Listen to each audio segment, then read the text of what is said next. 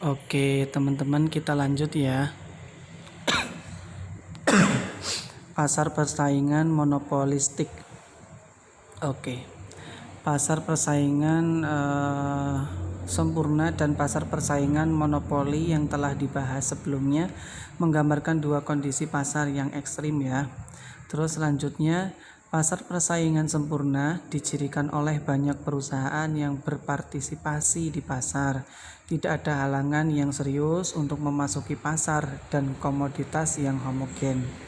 Selanjutnya, pasar monopoli juga murni dicirikan oleh pengusaha tunggal dengan tidak ada komoditas pengganti yang mirip. Nah, pasar persaingan monopolistik ini lebih mendekati struktur pasar persaingan yang sempurna, dicirikan dengan banyak perusahaan yang berpartisipasi di pasar tanpa batasan masuk industri yang serius, tetapi perusahaan-perusahaan yang berkiprah di pasar tersebut menghasilkan komoditas yang berbeda karakteristiknya.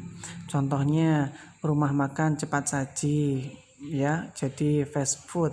Meskipun menyediakan komoditas yang sama, tetapi komoditas-komoditas yang dihasilkan berbeda satu sama lain dalam rasa, bentuk, warna, dan sebagainya. Nah, ini pasti berbeda ya, nanti mungkin dari menunya, dari rasanya itu sudah berbeda ya. Itu contohnya. Sekarang kita masuk ke ciri-ciri pasar monopolistik ya. Apa sih ya ciri-cirinya? Yang pertama yakni pasar monopolistik didefinisikan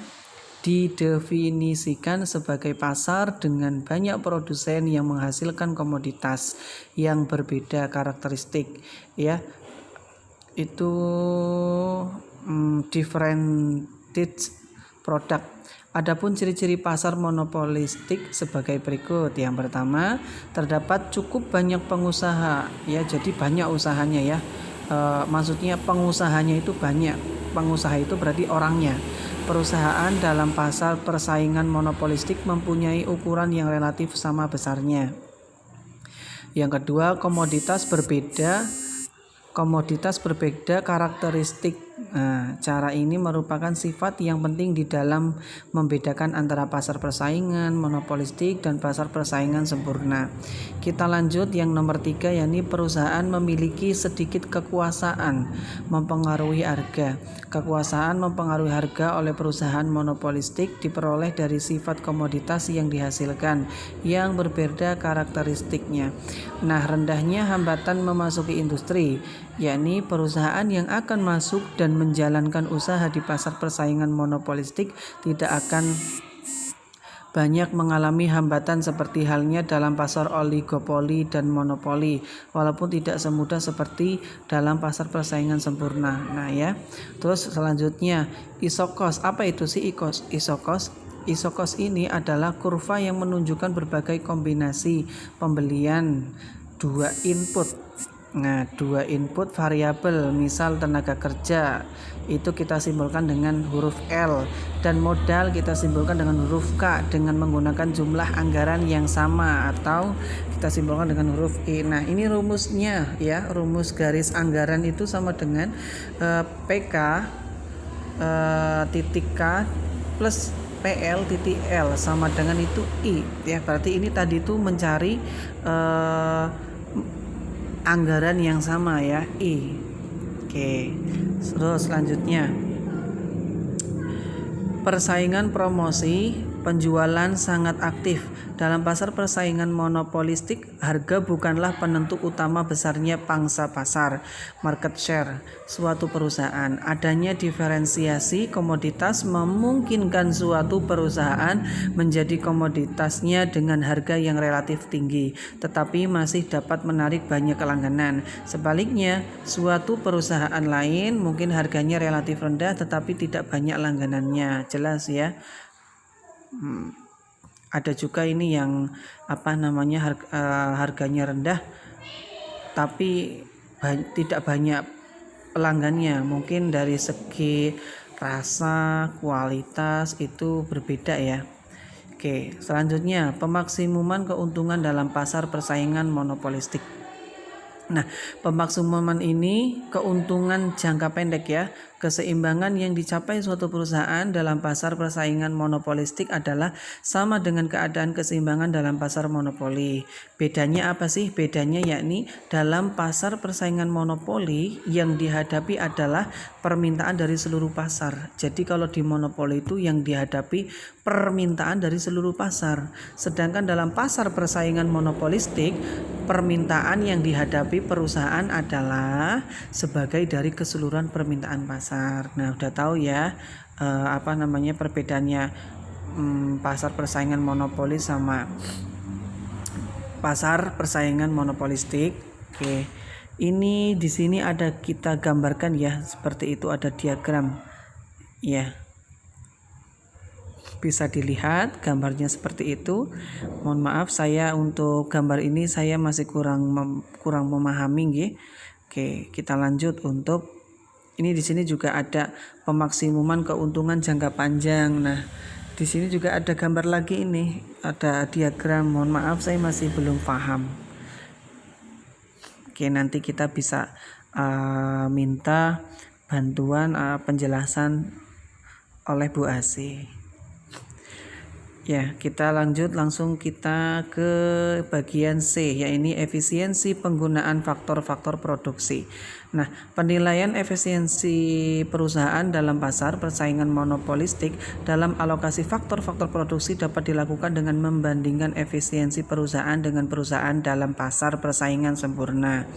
Dalam melakukan perbandingan tersebut, diasumsikan biaya produksi dalam perusahaan persaingan sempurna dan perusahaan monopolistik sama-sama. Oke, kita lanjut. Warna sehari pasar persaingan monopolistik. Ya, jadi di sini pasar persaingan monopolistik juga memiliki warna ya.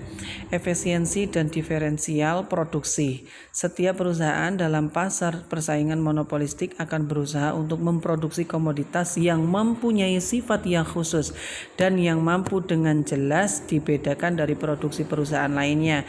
Dengan demikian, di pasar akan jumpai berbagai komoditas yang dihasilkan industri yang mempunyai corak, mutu, desain, mode, dan mereka juga berbeda-beda. Bagi para konsumen, komoditas yang sejenis tetapi berbeda karakteristiknya tersebut menimbulkan keuntungan pula. Oke, kita lanjut ke inefisiensi pasar persaingan monopolistik. Oke, pasar dengan persaingan monopolistik memiliki karakteristik monopolistik dan persaingan sempurna. Dengan demikian, pada struktur pasar monopolistik juga dijumpai adanya inefisiensi atau tidak efisien. Ya, keadaan inefisiensi ini pertama ditunjukkan oleh fakta bahwa perusahaan tidak beroperasi pada titik terendah kurva average cost jangka panjang ya. Terus mengambil analogi pada pasar monopoli, tambah output akan lebih berharga bagi konsumen ketimbang biaya untuk memproduksinya. Selanjutnya kita beralih ke nomor 3, yakni perkembangan teknologi dan inovasi. Oke, pada ekonomi berpendapat bahwa bentuk pasar monopolistik memberikan dorongan yang sangat terbatas untuk melakukan perbaikan teknologi dan inovasi karena dapat jangka panjang perusahaan hanya memperoleh keuntungan normal ya. Ingat, hanya memperoleh keuntungan normal. Keuntungan yang melebihi normal dalam jangka pendek mendorong kepada kegiatan pengembangan teknologi, tetapi dorongan tersebut adalah sangat lemah karena perusahaan-perusahaan menyadari bahwa keuntungan yang diperoleh dari mengembangkan teknologi dan melakukan inovasi tidak dapat bertahan dalam waktu yang sangat lama. Oke, selanjutnya kita persaingan bukan harga. Oke, harga ini bisa menjadi persaingan ya. Selanjutnya, persaingan bukan harga merujuk kepada upaya-upaya selain perubahan harga yang dilakukan oleh perusahaan untuk menarik lebih banyak pembeli. Upaya tersebut bertujuan untuk menggeser kurva permintaan ke kanan, yang berarti pada setiap tingkat harga jumlah komoditas yang diminta lebih banyak. Persaingan bukan harga dapat dilakukan dengan diferensiasi produksi, yaitu menciptakan komoditas sejenis tetapi berbeda karakteristiknya dengan produksi perusahaan-perusahaan lain, dan iklan serta berbagai bentuk promosi penjualan. Oke, kita langsung ke nomor 5, yakni promosi penjualan melalui iklan. Oke, yang pertama ada apa aja sih? Yang pertama yakni untuk memberikan penerangan kepada konsumen mengenai komoditas yang dihasilkannya. Ya, namanya juga promosi ya. Berarti kalau promosi itu kita mempromosikan apa yang kita punya supaya orang itu tahu ya, iklan. Terus selanjutnya untuk menerangkan bahwa komoditas yang dihasilkannya adalah merupakan komoditas yang sangat baik. Tentunya kita mau dong produk kita itu komoditas yang sangat baik ini disebarluaskan supaya banyak orang yang membeli. Selanjutnya untuk memelihara hubungan baik dengan para konsumen. Nah, ketika para konsumen ini mengetahui iklannya, dan sudah terbukti secara klinis memiliki komoditas yang sangat baik, dengan cara iklan ini kita bisa menjalin antara konsumen ya untuk tetap berlangganan kepada kita. Oke, selanjutnya yakni nomor 6, distribusi pendataan. Persaingan monopolistik mengakibatkan corak distribusi pendapatan seimbang yang sama sifatnya seperti dalam pasar persaingan sempurna. Nah, yang terakhir, karena tidak terdapat keuntungan yang berlebihan dalam jangka panjang, maka pengusaha dan pemilik modal tidak memperoleh pendapatan yang berlebihan. Mungkin itu ya dari presentasi dari kami. Banyak kurangnya mohon maaf. Assalamualaikum warahmatullahi wabarakatuh.